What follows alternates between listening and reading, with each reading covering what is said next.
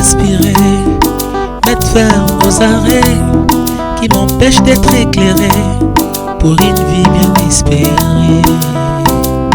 Lisez, lisez, lisez, personne ne pourra vous lier. Shalom, bienvenue dans cette émission Livre Inspiré. Nous vous saluons encore partout où vous êtes, dans vos maisons, partout où vous pouvez nous suivre. Nous sommes très heureux encore d'être chez vous pour cette session de l'émission Livre Inspiré où nous allons encore apprendre par le livre, une émission culturelle, une émission éducative qui nous apprend deux livres, qui nous amène un peu dans les mondes de la lecture. Comme d'habitude, on va essayer un peu de juste nous donner juste un petit panéva, une table de matière qui nous permet de savoir on va commencer où et on va finir où. Dans cette émission, nous aurons, après à parler premièrement, nous aurons la citation du jour, la citation inspirée du jour sur la lecture. Et puis deuxièmement, nous allons parler de bienfaits, de bienfaits de la lecture. Et troisièmement, nous allons parler parlons d'un livre inspiré, Les exploits dans le ministère que je représente ce livre aujourd'hui, dont on va parler, Les exploits dans le ministère de Bishop Oyedepo. Ça va nous aider aujourd'hui à comprendre les exploits dans le ministère. Alors, on va commencer avec cette citation, il vient de Nelson Mandela. Il dit ceci: une nation qui lit, s'instruit, s'éduque est une nation qui gagne. Une nation qui lit, s'instruit, s'éduque est une nation qui gagne. Je vais essayer un peu de le lire autrement. Une famille qui lit, s'instruit et s'éduque est une famille qui gagne. Un couple qui lit, s'instruit, s'éduque est un couple qui gagne. Une église qui lit, s'instruit, s'éduque est une église qui gagne. Une entreprise qui lit, s'instruit et s'éduque est une église qui gagne. Parce qu'une chose importante, que lorsqu'on lit, lorsqu'on ne lit pas, on est condamné à croire tout. Et lorsque Nelson Mandela nous fait comprendre que la lecture développe notre vie, la lecture change notre vie, il est important pour nous de comprendre qu'il y a de bienfaits de la lecture, il y a une richesse dans la lecture, il y a une richesse dans le livre, et nous sommes appelés à chaque fois de mettre un peu de l'importance sur la lecture dans notre vie. Pourquoi? Parce que je vais parler un peu juste d'un bienfait de la lecture aujourd'hui. Le bienfait de la lecture, c'est que la lecture nous donne l'instruction. On va voir ça c'est dans 1 Corinthiens chapitre 10, verset 11, où la Bible est en train de nous faire comprendre ceci, que ces choses leur sont arrivées pour servir d'exemple. Et elles ont été écrites pour notre instruction, à nous qui sommes parvenus à la fin du siècle. Donc on peut comprendre que la lecture, quand on trouve un livre, c'est pour nous instruire. La lecture nous permet un peu d'y avoir des instructions qui sont cachées dans le livre. C'est pourquoi on dit souvent que écrire un livre n'est pas seulement juste des remplir de pages à l'aide d'idées, mais c'est d'abord une question de fardeau et de messages instructifs. Dans un livre, vous trouverez des messages, vous trouverez des expériences instructives qui vous permettra de sorte que vous pouvez vous épanouir et changer votre vie. Dans un livre, l'objectif que je lis, c'est pour que je puisse m'instruire. Il existe même des livres à ne jamais manquer de lire. Parce qu'il y a une chose importante, je vais juste vous donner une illustration. Quand vous ratez un bus, quand vous ratez un train ou quand vous ratez un avion, qu'est-ce que vous ressentez? Ça devrait être aussi la même chose quand vous ratez un livre qui doit vous donner de l'instruction, qui contient de l'instruction, qui contient de changements que vous cherchez et dans le livre aujourd'hui.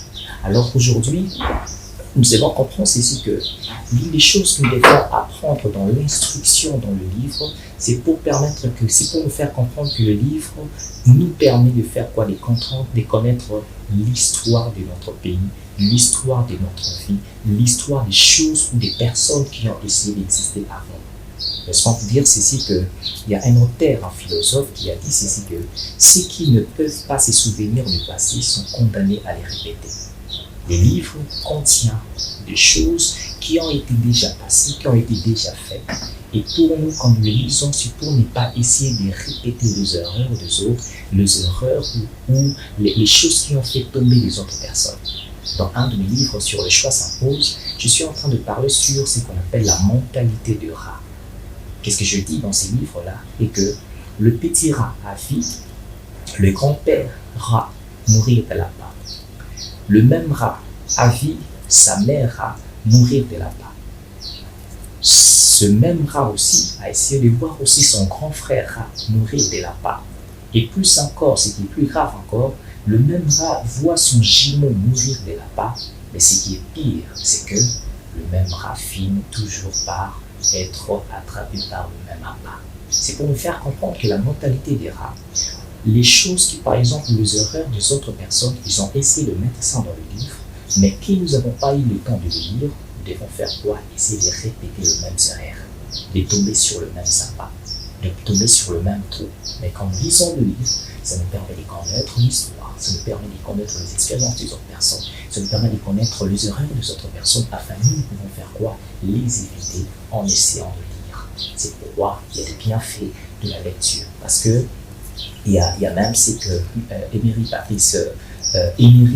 Patrice Lumumba a dit une chose importante, que notre pays se meurt, non parce qu'il y a une chute de prix de cuivre, mais bien parce que nous sommes sans mémoire autobiographique nationale. Nous ne lisons pas. C'est Didier Numeri qui est en train de dire ça. Nous ne lisons pas. Et c'est pourquoi nous tombons sur les choses. Alors notre futur dépend de ce que nous sommes en train chaque fois de lire. Ce qui a le contrôle du passé a le contrôle de son avenir. Quand vous essayez de faire comprendre qu'en lisant des livres, ça vous fait comprendre certaines choses dans le passé, certaines choses qui ont été déjà faites, certaines richesses qui ont été déjà eues à être découvertes, ça te permet de faire quoi? D'avoir de l'avantage et des contrôles sur notre avenir. Alors, aujourd'hui, par exemple, nous allons apprendre d'un livre. Si les livres ici, c'est des livres Exploits dans le ministère de Bishop Oyedepo. C'est un livre qui contient, par exemple, plus de choses, beaucoup de bons éléments, de bonnes leçons qui nous permettra de savoir, non pas seulement dans le ministère, mais aussi dans la vie, qui nous permet un peu d'éviter certaines choses que nous devrions pas rencontrer ou tomber pour essayer un peu de réussir facilement dans notre vie. Alors, ce livre aussi, c'est un livre qui a 414 pages. C'est subdivisé en 6 parties, hormis l'introduction et la conclusion. La première partie, l'auteur est en train de parler de ministère et son appel. Tout celui qui est par exemple un ministère, qui est appelé au ministère, doit effectivement essayer un peu de lire ces livres ici. La première partie, il parle de ministère et son appel. Et la deuxième partie, il est en train de parler de les fondements du ministère. Et troisième partie, il parle de l'échelle des exploits. Et quatrième partie, il parle de la structure du ministère. Et cinquièmement, il est en train de parler de financer le ministère. Et sixième partie, il est en train de parler des relations et le ministère. Il doit y avoir une relation entre le ministère et les autres personnes. On devra avoir ça, connaître ça dans ces émissions d'éventure. Alors commençons au début de ces livres ici. Juste dans l'introduction, l'auteur est en train de dire quelque chose d'essentiel pour nous faire comprendre, nous introduire dans la pensée du livre. Il dit premièrement que la réussite de la vie n'est pas mesurée à l'aune de quantité de possessions accumulées, ni par la popularité. Elle consiste au remplissage du but et des objectifs de Dieu dans la vie d'un homme. Aujourd'hui, par exemple, nous essayons de mesurer la richesse d'une personne, ou nous essayons de mesurer la réussite d'une personne par rapport à l'accumulation de possessions qu'il a, ou encore à la popularité que nous avons. Plusieurs personnes en acclament, plusieurs personnes ont de richesses par exemple, plusieurs personnes on pense qu'ils ont réussi, mais n'ont pas encore réussi parce que la réussite est liée toujours au remplissage du but et des objectifs que Dieu nous a donnés dans la vie. Que les gens vous acclament, ce n'est pas de la réussite. Mais si on vous acclame à cause du but que vous avez atteint, que le Seigneur vous avait appelé sur la terre, là on pourrait dire que vous avez réussi. Deuxième des choses, encore il est en train de parler dans ses livres, pour essayer de mettre le bas, il dit le ministère n'est ni un rêve, ni un délire. Ce n'est pas un titre ecclésiastique ou une position de leadership qu'on a au sein d'une église locale. C'est une mission divine donnée à une personne par Dieu. Le ministère connote le service. Il dit une chose très essentielle quand on est en train de parler, ce n'est pas un rêve. On ne rêve pas de devenir un serviteur de Dieu. On ne rêve pas de devenir ministre de Dieu. C'est que ce n'est pas parce que vous êtes dans une position de leadership dans une assemblée qui vous dit directement que j'ai un appel au ministère. Mais une chose importante que j'ai entendu dire, c'est le ministère connote le service. Quand on sert Dieu, quand on accomplit la mission divine que Dieu nous a donnée sur la terre, c'est ça ce qu'on appelle le ministère. Et troisièmement, il est en train de dire ceci, ne soyez pas piégés par la folie de vous comparer aux autres. Ne soyez pas piégés par la folie de vous comparer aux autres. Au contraire, découvrez votre individualité et acceptez votre responsabilité. Vous ne pouvez pas être ce que tout le monde est, mais vous devrez être ce que vous devrez être. La meilleure personne à vous comparer, ce n'est pas les autres, mais c'est-à-dire c'est vous-même. Qu'est-ce que vous étiez il y a cela 2 ans, 3 ans, et ce que vous êtes devenu aujourd'hui. Donc c'est votre individualité que vous devrez vous essayer de vous comparer. C'est que vous êtes votre unicité, c'est que vous êtes votre différence. C'est ce qu'on appelle la loi de la différence. Ce qui fait de sorte que les gens vous reconnaissent que c'est lui. C'est ça, ce qu'on appelle un peu, dans le cadre de ministère. Il dit, n'essayez pas de vous comparer, vous ne serez pas les autres personnes, vous serez que vous-même. Chaque membre du corps d'un lion fait partie du lion et porte le rôle de royauté autour de lui. Chaque personne autour de nous. On ne peut pas dire que dans James 7, la pensée que Paul est en train de parler, quand il essaie de définir un peu le corps de Christ. Il dit que tout le monde ne peut pas être le main, tout le monde ne peut pas être le pied, tout le monde ne peut pas être les yeux, tout le monde ne peut pas être la tête. Chaque personne ou chaque partie du corps fait quoi? Fait sa part et sa responsabilité. Il est individuel aux autres. Ça, c'est que le rôle. Ça, c'est extrêmement de le faire quoi? D'éviter. Dans ce livre aussi, je trouverai éviter la comparaison avec les autres, même dans la vie, même dans le ministère. Alors, dans la première partie de ce livre, outre l'introduction qu'il est en train de parler, de mettre un peu les traits, des fondements, il dit ceci dans la première partie, le ministère et son appel.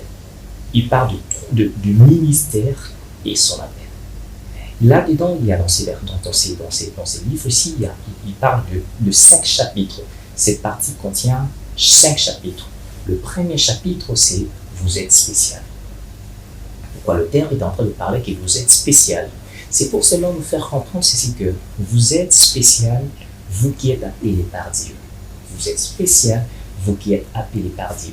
Ne vous méprisez pas, ne négligez pas votre appel. Ne marchez pas non plus sur le banc de porte de quelqu'un d'autre. Après avoir découvert votre appel, restez-y jusqu'à ce que vous deveniez une personne que Dieu a voulu réellement que vous soyez là. Il dit ceci, identifiez votre appel et les poursuivre est le but d'un grand avenir.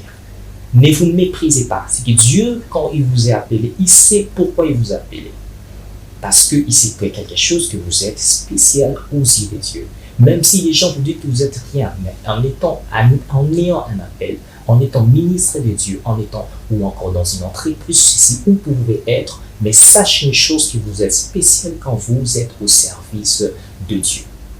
Et deuxième chapitre, il est en train de parler, dans ce deuxième chapitre, il est en train de parler de les pouvoirs de la vision. Je voudrais qu'il y a là vraiment, que nous essayons un peu de nous apaisantir un peu beaucoup plus encore. Il parle le pouvoir de la vision. C'est ce qui est important. Première des choses, il dit ceci que l'auteur est en train de, Bishop Oyedepo est en train de dire, Dieu a un plan majeur pour son Église. Mais il est beaucoup plus intéressant de savoir qu'il a aussi un plan pour chaque membre de son corps. Il dit ceci, Dieu a un plan majeur pour son Église. Pour son Église, Dieu a un plan majeur. Mais une chose individuellement, dans chaque corps, dans chaque partie du corps, il y a aussi des plans que Dieu a donnés à chacun individuellement. Puis nous devons tous le savoir. Deuxième chose qu'il est en train de parler, pour nous amener un peu de la dimension de la vision, il dit ceci, votre positionnement dans ces plans majeurs de Dieu est identifié par la vision. Pour essayer un peu de savoir que j'ai un plan à jouer dans le service de Dieu, ce que Dieu m'a placé ici pour que je puisse faire telle chose, il dit, cela est identifié par la vision. Votre positionnement est identifié par la vision. Et là, maintenant, il est en train d'expliquer un peu qu'est-ce qu'est la vision. Il dit ici, la vision est le dévoilement du plan divin relatif à un individu. C'est le dévoilement, c'est la révélation du plan divin relatif à un individu. C'est que Dieu, c'est pour on dit que c'est à quoi vous avez été appelé sur la terre. Pourquoi vous êtes né, pourquoi vous êtes créé. Qui êtes-vous réellement? Qu'est-ce que vous êtes appelé encore à faire sur la terre? Quelle est la mission que Dieu vous a donnée sur la terre? Votre plan divin, le dévoilement de votre plan divin, ce qui est attaché, c'est ce qu'on appelle la vision.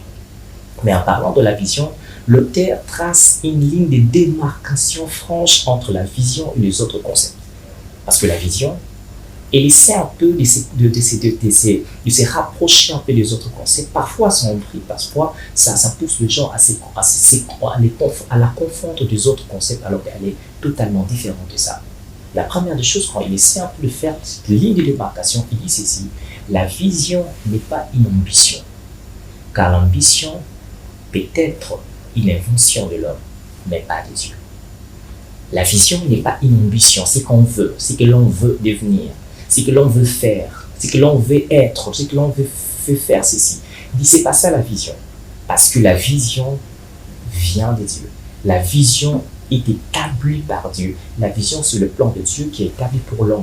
C'est quand Dieu vous a créé, il a créé avec une vision de votre vie. C'est à quoi vous êtes appelé. C'est ça, c'est qui est la vision. Parce que ce n'est pas votre propre initiative ou ce que vous voulez faire, votre ambition. C'est ce qu'on appelle un peu, lorsqu'on parle de la vision, cela vient toujours avec le but de Dieu et non le but de l'homme. Ou donc avec la passion de Dieu et non la passion de l'homme. Ça, c'est ce qui fait cette ligne de démarcation entre la vision et l'ambition. La deuxième des choses, quand il parle un peu, il dit ceci: la vision n'est pas l'impression, n'est pas une impression. C'est-à-dire, c'est être emporté dans ses pensées à propos de ce que vous aimez chez les autres. Cela veut dire que lorsqu'on parle de l'impression, c'est comme si que je suis en train de voir les gens en train de souffrir. Je dis, ok, je sais que j'aime que les autres soient ceci, que ça soit ainsi comme ça. Non, il dit ceci, c'est pas ça. C'est exactement pas ça. Ce que vous aimez chez les autres ne peut pas dire directement que c'est la vision que Dieu vous a donnée. Ça peut peut-être être ça, mais ce n'est pas exactement ça. Il faut avoir une confirmation de Dieu pour savoir que ce qu'ils sont en train d'avoir comme impression, parce que l'impression, ce n'est pas de la compassion. La compassion est autre chose avec l'impression. Parce que lorsque, par exemple, on parle de la vision, on ne peut pas dire que parce que j'aime ces autres, je veux les offrir, c'est ça ce qu'on appelle la vision. C'est ça que parfois, on se trompe dans ce qu'on est en train de parler de la vision. Autre chose encore, il est en train de dire ceci, il est en train de dire ceci, la vision n'est pas de l'imagination. La vision n'est pas de l'imagination. Parfois, on a des imaginations qu'on a en tête, savoir ceci, j'ai commencé ceci, mais ce n'est pas ça exactement, parce que la vision, quand elle vient avec des images de Dieu ou des messages identiques que Dieu vous donne, mais pas des images ou encore des visions de nous-mêmes ou encore de ce qu'on veut faire, mais tout vient de Dieu et doit mieux être conçu proportionnellement comme étant Dieu qui est l'auteur. Autre chose, il est en train de parler, il dit que la vision n'est pas et n'est pas le résultat d'une situation.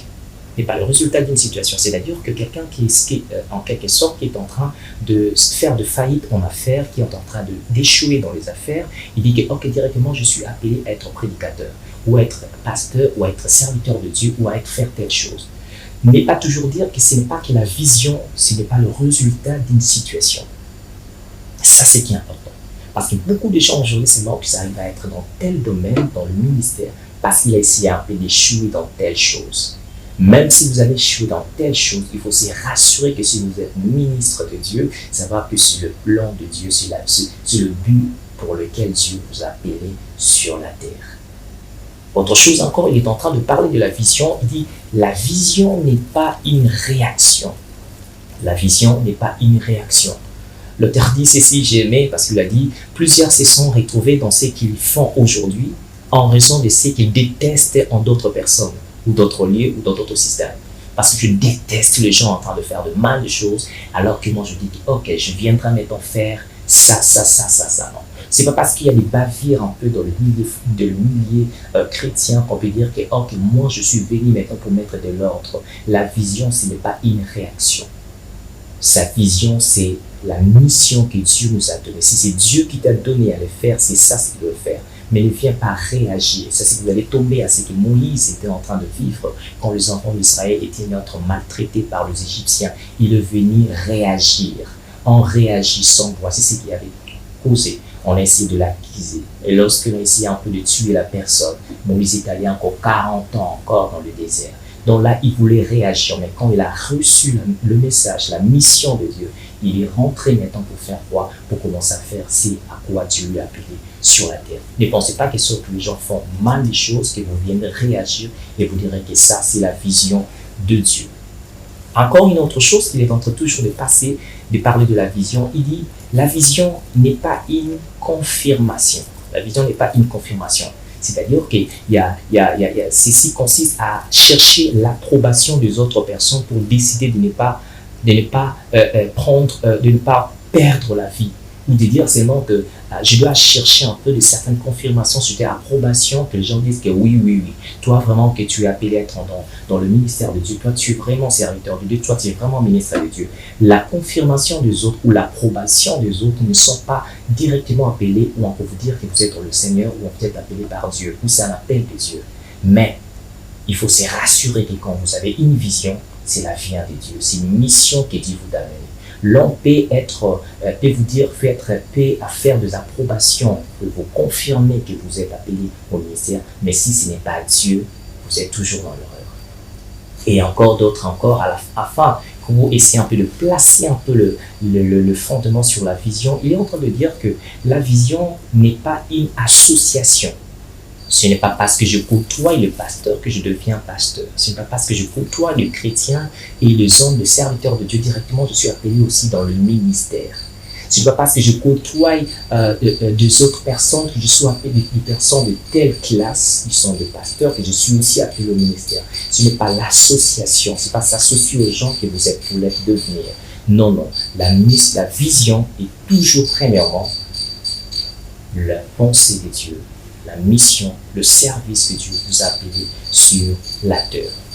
Alors, il y a encore d'autres chapitres sur ces versets, sur ces livres ici.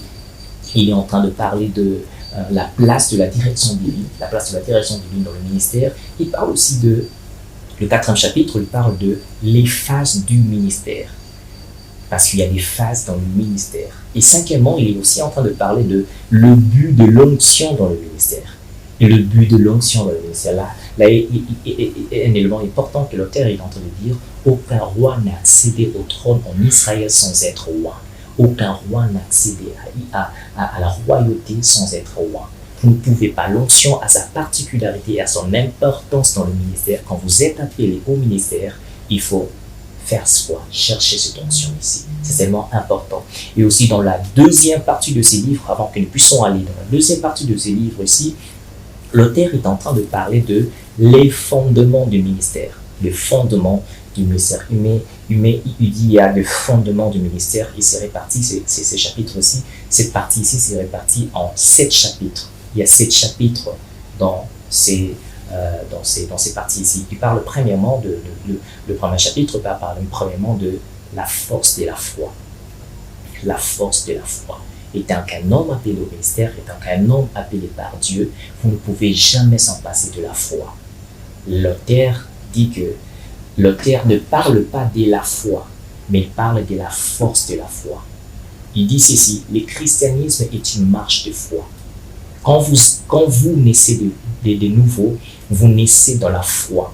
Vous êtes dans le royaume de la foi. Les fils de Dieu qui sont appelés à vivre dans la foi. Il dit, il y a une force dans la foi. Et c'est à cause de cette force de la foi, que vous aurez dans le résultat les exploits dans le ministère. Et quatrièmement, dans l'autre chapitre, il est en train de parler de la force du zèle, il parle de la force de la confiance, il parle aussi de la force de l'humilité. La force de l'humilité dans le service. Et ici, quand on parle de l'humilité, l'auteur est en train de dire l'humilité est la modestie du cœur. Un ministre de Dieu, un serviteur de Dieu, un homme appelé par Dieu doit être modeste du cœur. L'humilité est du cœur et non de la face. Un serviteur de Dieu doit avoir ça dans son cœur et non dans les actes. L'humilité, ce n'est pas dans les actes, l'humilité dans le cœur. On doit sentir, on doit voir ça dans votre cœur que vous êtes humble. Non seulement qu'en face que vous êtes humble, même aussi dans votre cœur, ça doit provenir de votre cœur, étant qu'un ministre de Dieu. Alors, il est en train de nous conseiller en ceci quand il est en train de parler. Il dit, seuls ceux qui admettent que rien savoir peut recevoir une révélation de Dieu. Seule personne qui puisse admettre que rien savoir peut recevoir une révélation de Dieu. Parce qu'on se met toujours dans la peau de celui qui connaît tout. Dieu a toujours les révélations. Si vous avez quoi faire, vous n'avez pas besoin qu'on vous enseigne. Il dit ceci, l'élève qui apprend est celui qui admet qu'il ne sait rien. L'humilité, c'est admettre votre incapacité et permettre à Dieu de vous supplier, de vous supplier par ses capacités illimitées. Ça, c'est ce qui est important. À chaque fois que nous sommes devant Dieu, peu importe que nous puissions monter de dimensions ou de titres qu'on peut nous donner, quelquefois on peut dire ça, mais sachez que devant Dieu, devant être toujours des élèves. Devant Dieu doit être toujours des enfants. Devant Dieu doit être toujours des fils qui ont besoin toujours de faire quoi? D'avancer dans le ministère que nous avons. Alors, avant que nous puissions aller dans l'autre partie du chapitre, j'aimerais juste nous donner, juste dans cette rubrique, à la découverte de livres inspirés. Il y a des livres ici que nous vous montrons. Nous avons des livres de Pasteur Gédéon, le 200 pensées inspirées, que vous pouvez lire. Il y a aussi des livres Les choix s'imposent. Il y a le livre Le roi Jésus-Christ, roi de toute la terre. Il y a des livres aussi Culte et liturgie. C'est plusieurs aussi livres aussi que nous avons à éditer dans notre maison d'édition, livres inspirés. Alors, on va essayer de continuer pour terminer, afin de parler de, comme nous sommes en train de finir avec ce livre ici, que je conseille autant aux serviteurs de Dieu, même aussi aux hommes d'affaires, d'essayer de chercher ce livre qui parle beaucoup plus encore de ministère. Alors, dans la troisième partie de ces livres, l'auteur est en train de parler de l'échelle des exploits. L'échelle des exploits.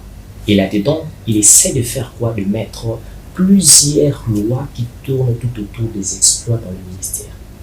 Il y a des lois du ministère. Il y a les lois du ministère qui fait de sorte que vous ayez des exploits dans le ministère. Il y a la première loi, le premier principe ou la première loi, il est en train de parler, c'est la loi d'abandon total. Un serviteur de Dieu, un appelé de Dieu doit connaître cette loi d'abandon total. Je dois m'abandonner totalement à Dieu. Et la deuxième loi, c'est la loi de la dépendance absolue à Dieu. Dépendre absolument à Dieu. La dépendance absolument à Dieu, et non aux hommes, et non à la famille, et non ceci, mais dépendre absolument de Dieu. Il relate lui-même, l'auteur, Bishop Oyedepo, commence ce chapitre avec un fait. Il commence avec un fait de la loi de la dépendance absolue de Dieu. Il dit ceci, quelqu'un m'avait demandé un jour, frère David, quel est le secret des exploits de ton ministère? Sans hésiter, j'avais répondu, dépendance absolue à Dieu. Il bâtit ces trois philosophies bibliques. Ça se bâtit sur ces trois philosophies bibliques. Dépendance totale à Dieu. Il dit ceci, que ce que Dieu ne peut pas faire ne soit pas fait. Deuxièmement, que je n'ai jamais ce que Dieu ne peut pas me donner. Et troisièmement, que je n'aille jamais où Dieu ne peut pas me conduire. Ces trois philosophies bibliques pour un serviteur de Dieu, lorsqu'on parle de la dépendance totale à Dieu. Que ce que Dieu ne peut pas faire ne soit pas fait. Quand on dépend à Dieu, on attend que ce que Dieu va faire. Et non ce que les hommes vont faire, mais ce que Dieu va faire. Et deuxièmement, il dit que je n'ai jamais ce que Dieu ne peut pas me donner. Que je n'ai jamais ce que Dieu ne peut pas me donner. Même s'il pourrait passer par un homme, que ça soit la source ne peut venir que de Dieu. Et troisièmement, il dit que je n'aille jamais où Dieu ne peut pas me conduire. Je ne peux être conduit que là où Dieu peut me conduire. Il dit ceci, Dieu est assez grand pour subvenir à tous les besoins du ministère qu'il vous a donné. Il dit ceci, Dieu est assez grand pour subvenir. C'est lui qui vous a appelé et c'est vous qui savez. C'est la loi de la dépendance totale à Dieu. Il y a aussi l'autre loi qui parle de la loi du commandement divin. Et quatrièmement, il parle de la loi de l'amour. La loi de l'amour. Un serviteur de Dieu, c'est un homme qui sait aimer. Aimer Dieu et aimer aussi les autres. L'amour, la loi de l'amour. Et encore une autre loi, c'est la loi de l'apprentissage continu. La loi de l'apprentissage continu. Disons un peu quelque chose là-dessus. Dans ce chapitre, il souligne quelque chose. Il dit ceci, il faut une vie astudieuse pour obtenir un ministère glorieux. Si vous n'êtes pas studieux, vous vous dirigerez vers la honte, puisqu'un prédicateur non lecteur finira par prêcher sa propre sortie du ministère. Il ne peut jamais avoir un serviteur de Dieu ou un homme de Dieu qui ne lit pas. Parce qu'il dit ceci, lorsque vous ne lisez pas, vous risquez de prêcher votre propre sortie du ministère. Et encore, il est en train de citer un grand homme de Dieu, Télis Osborne, que nous avons eu à avoir une mission l'autre fois avec lui. Il dit ceci, quand vous cessez d'apprendre, vous commencez à mourir. Quand vous cessez d'apprendre, vous commencez à mourir. Si vous n'êtes pas un lecteur, vous ne deviendrez jamais un leader. Parce que vous ne pouvez pas donner ce que vous n'avez pas. Il faut seulement faire quoi? Avoir un serviteur de Dieu, c'est un apprenti continu. C'est un apprenti continu. Et l'autre encore, il parle de la loi de l'imagination. Il parle de la loi de la discipline. La loi de la discipline dans le ministère. La discipline qui crée le caractère dans le ministère. L'onction est là, mais le caractère vient par la discipline. L'auteur est en train de dire qu'il faut de la discipline pour être distingué. Si vous livrez votre vie à la chance, vous n'aurez aucune chance d'exceller dans le ministère. Si vous livrez votre vie à la chance, vous n'aurez aucune chance d'exceller dans le ministère. Si vous n'opérez qu'avec ce qui vient sur votre voie, vous n'accomplirez rien au bout du compte.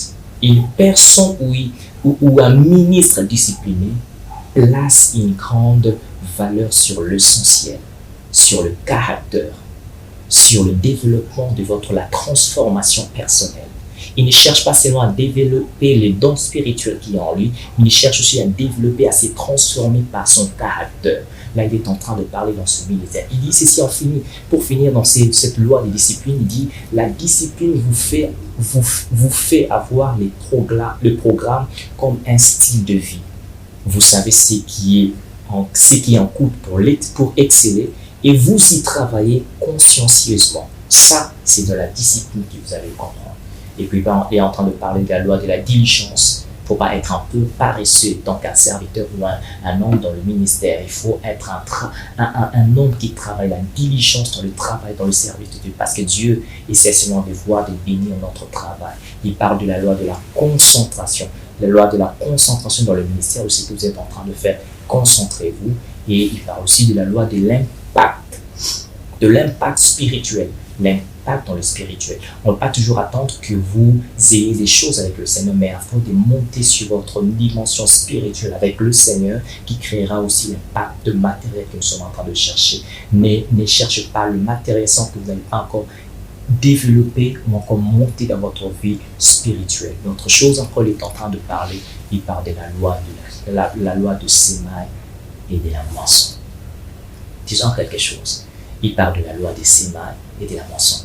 Il y a une chose seulement qui est importante que dans le ministère aujourd'hui, plusieurs serviteurs de Dieu, ils sont plus de pauvres parce qu'eux-mêmes ne sont pas de donneurs de dîmes. Ils ne donnent pas eux-mêmes de dîmes. Ils sont eux-mêmes de receveurs, mais ils ne donnent pas. Vous ne pouvez pas avoir un ministère riche, béni par le Seigneur, sans que vous ayez d'abord vous-même à enfreiner ces lois de Sémaï et de la moisson. Donc, il faut être un donneur, une personne qui sert aussi pour ce que le Seigneur vous a donné. Il parle aussi de la loi de mentoring, la loi de mentoring. Il dit, il est en train de signifier un point important, un élément essentiel. Il dit que si vous n'avez pas personne à suivre, personne ne vous suivra. La loi de mentoring.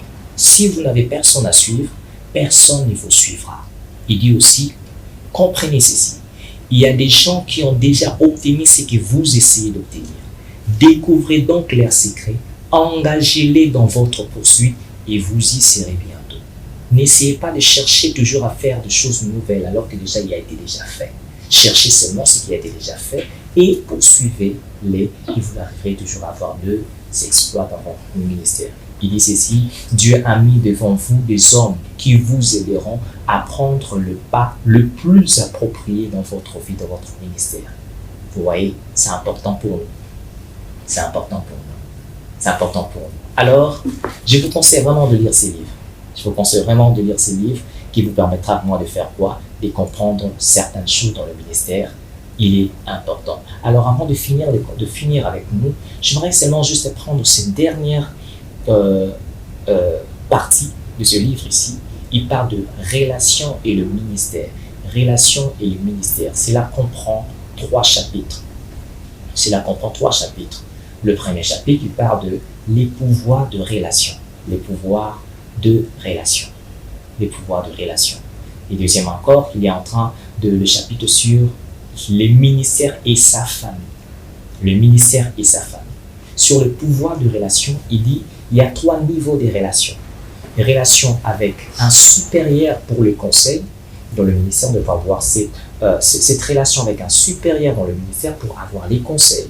Deuxièmement aussi, il faut avoir la relation avec un collègue pour les partages. Quelqu'un, vous êtes encore avec lui dans le ministère, vous commencez avec lui dans le ministère pour le partage. Il y a aussi une autre relation, la dernière relation, il parle de la relation avec une personne plus jeune pour la sémence.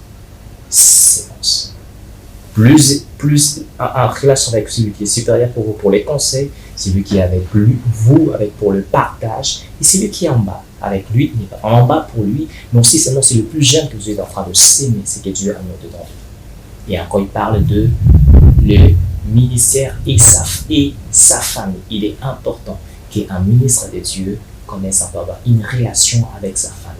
Je vais encore vous dire encore certaines choses qu'un homme a dit, il a dit ceci. La réussite dans la vie professionnelle ne compense en rien votre chèque dans le foyer. C'est la même chose aussi.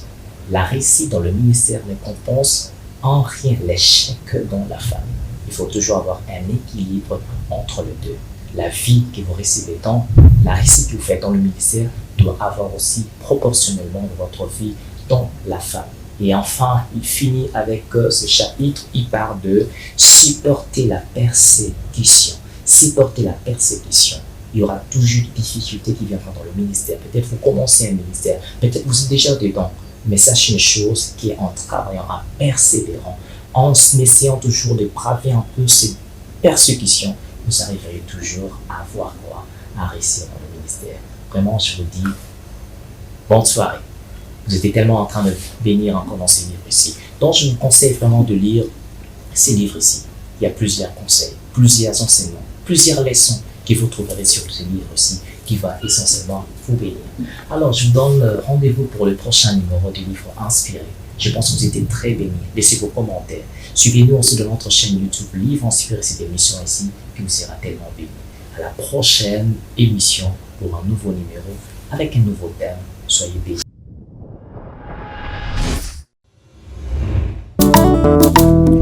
Livres inspirés mettent fin aux arrêts qui m'empêchent d'être éclairé pour une vie bien espérée. Lisez, lisez, lisez, personne ne pourra vous lier.